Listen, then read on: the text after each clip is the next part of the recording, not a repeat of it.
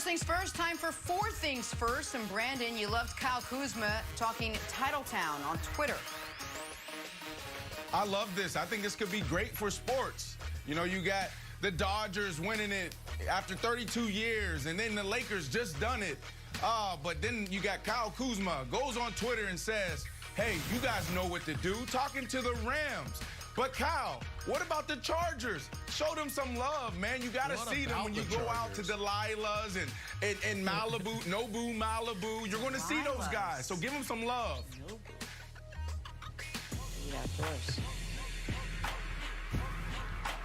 Oh, this is... Oh, sorry. All right, go ahead, Wiles. Yeah, sorry. Here I go. There we go. Hey, Anthony Edwards got a pro day coming up. Here's the thing. It's going to be televised. Rich Paul tweeted about it. Here's the thing. Pro day, super boring. You got some cones. You got that cool jump thing. I've always wanted to do that. But it's largely boring. You can't get a real feel for the players. So replace it with King of the Court. You get 5 retired players and have Anthony Edwards play King of the Court and see what he's got. Here are the 5 players. Oh. First one, Diesel Mike Bibby. If you score on Diesel Mike Bibby, you play Jason Williams. If you score on Jason Williams, Jamal Crawford, then Steven Jackson, then the final boss, Kevin Garnett. If you get through them all, you're the #1 pick. All right, Thursday Night Football tonight, America. We gave you 6 straight winners in the World Series, but now there's no basketball, no baseball. All we can gamble on is football. So we're going to have to expand our portfolio a bit. We're going to have to bring in some exotics. I present to you your first teaser of the year. What's a teaser, you ask? You look at the line. You can either add or subtract 6 points to the favorite or the underdog. So we're going to have a teaser Thursday night, Sunday. Thursday night, we're going to take the Falcons, 2-point dogs. We're going to tease them up to 8. What are we pairing them with? Greg Jennings' beloved Packers. Tease them from 7 down to 1. Falcons keep it within 8. Packers just win. You win money. No Christian McCaffrey tonight as an added bonus. That's your first teaser of the year, Jenna. Okay, understand it now.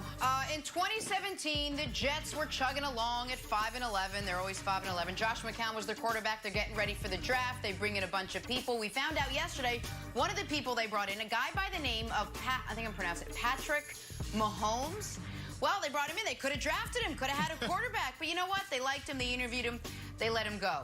Well, with the 6th overall pick in the NFL draft that year, they selected safety Jamal Adams. So fast forward to this morning. Jets are 0-7.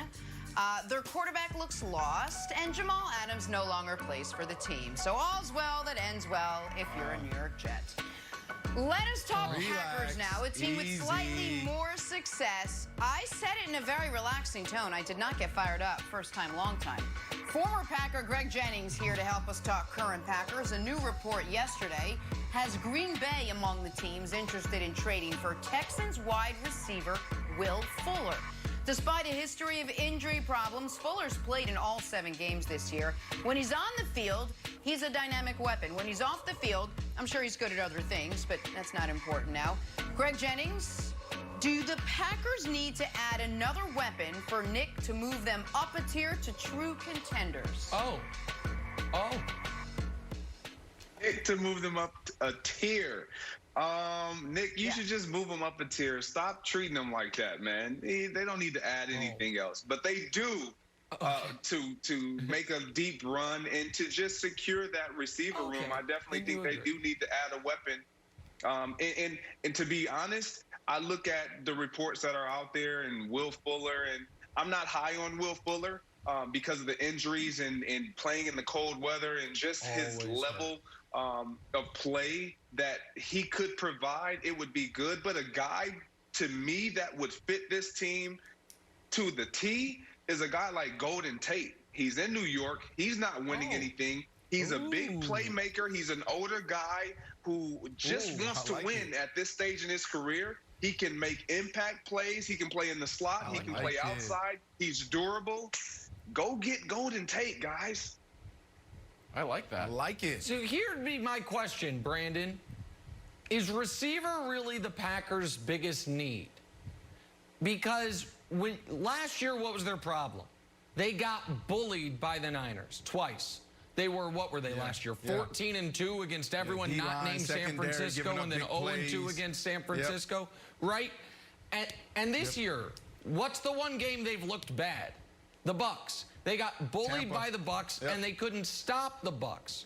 So to me, if you're talking about the Packers making a move, if they're going to trade a significant asset, I would be a little more interested in seeing if, I don't know, Stephon Gilmore's available than if a guy such as Will Fuller's available. I would be more interested in finding out if I can add either some...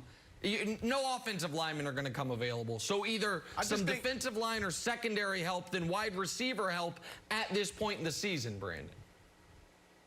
I just think the defense is too far off. And whenever you get an opportunity to maximize your time left with Aaron Rodgers, you do it. Because I go back to your days, Greg, when I look at this. Yeah, I'm with you, too. There's some better options out there. But whenever you can surround Aaron with talent the way they did back in the day with you, Donald Driver, Jordy Nelson. You had Randall Cobb come in there later, James Jones. Every time I turned on the TV, I'm like, this guy has 10 touchdowns. That guy has 10 touchdowns. You guys were unstoppable. So, Nick, you have a great point, right? Because they do need help. But I think this defense is more than capable of doing what Greg talked about earlier in the show, is just giving us more opportunities. This is not the Seattle Seahawks defense. So when I think about it, I just love surrounding Aaron Rodgers with more playmakers. This guy is magical. He's not the type of dude just drop back and throw it to Greg every single time. He's the type of dude that wants to get everyone involved. And when he has 3, 4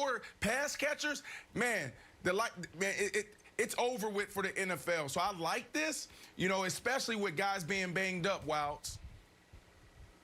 So, Greg, my question is, when you see like Tampa, which has a pretty good offense, and they get Antonio Brown, like, we're going to get even better. That's one side of the coin.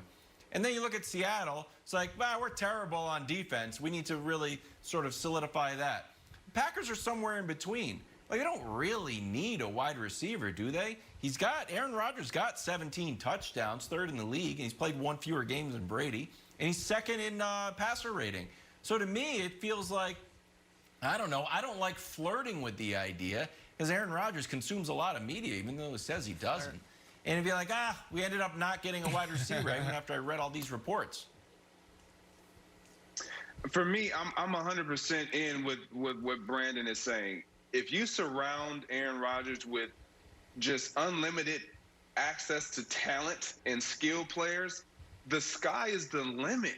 This is what he's always thrived with. This is what he's always typically had when we've seen the Packers overcome the lack of defensive play. And if they can't play the way everybody's saying against the 49ers and the teams that play that tough, nasty, grinded out type of style of football, what we saw against the Tampa Bay Buccaneers, how you counter that is with offense. Put a group of guys on that field offensively that is going to create so much stress for the opposition defensively that gives you a chance every time you step on the football field. Well, then let me throw a different name at you guys. And, Brandon, I'll kick this one to you. Because the Packers made a conscious choice not to go after a wide receiver this offseason. And I think part of that was they love Devontae Adams, obviously. They think they have a true number 1. And the other is, I think they look at it and say, we've been developing Marquez Valdes-Scantling, Alan Lazard, and we want to continue to have them be involved in the offense. They've put, if not money resources into that position, time and rep resources into that position.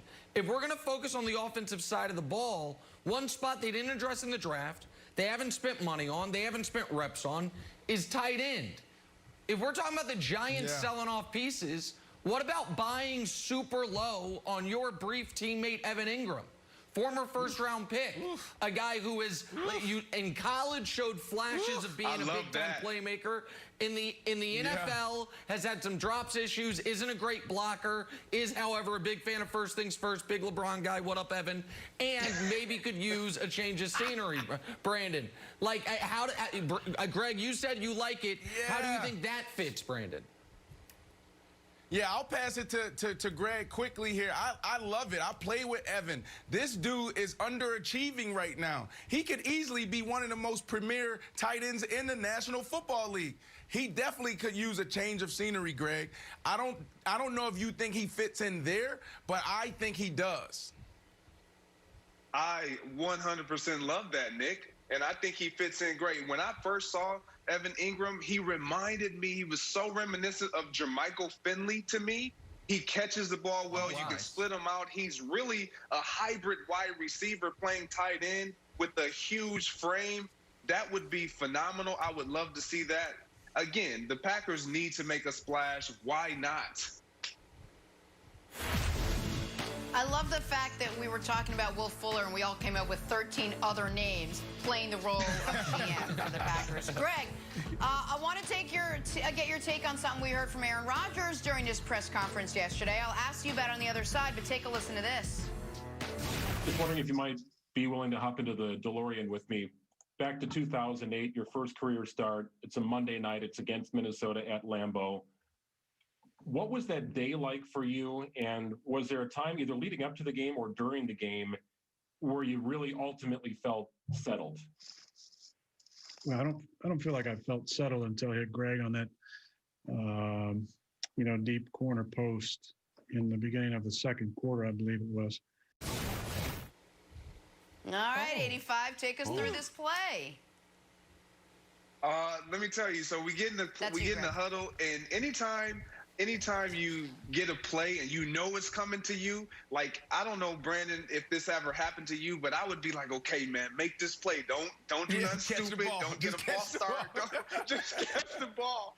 And I remember running the route, and I'm thinking, he's not going to throw this. And I turn around, and I look up, and the ball is in the air, and I just have that mentality of go make a play for your quarterback, and ended up making a great play. He makes a great throw. The next couple plays later, the touchdown pass he threw, the twerk and how he contorted his body, though, that was ridiculous. That's when we knew. I mean, we knew it probably well before, but Aaron was going to be special. That was I love when guys 62 pay yards in homage. the air. Yeah. I'm sorry to interrupt. That was 62 yards in the air. That's an insane throw. That's unbelievable. Hey, listen, Brandon, there's go a ahead. I'm couple sorry. guys, man, that we just don't talk. No, there's just a couple guys we just don't talk about at the wide receiver position. So I love Aaron Rodgers going back to that moment and highlighting one of my all-time favorite wide receivers, Greg Jennings, Pro Bowler. I love it. I love it. Yes, Aaron Rodgers. You know who made you, man. Go back to those days. All these new wide receivers you're playing with, James Jones, Donald Driver. Those are the guys that got you where you're at. Good job highlighting your boys. It doesn't matter who we're talking about. You got a jersey and a football for everything. Greg, thank you so much. Every time. For hanging out with us. Back to Philly, where the Sixers facing an interesting dilemma heading into next season. We'll tell you about that next. First things first. Jersey Man.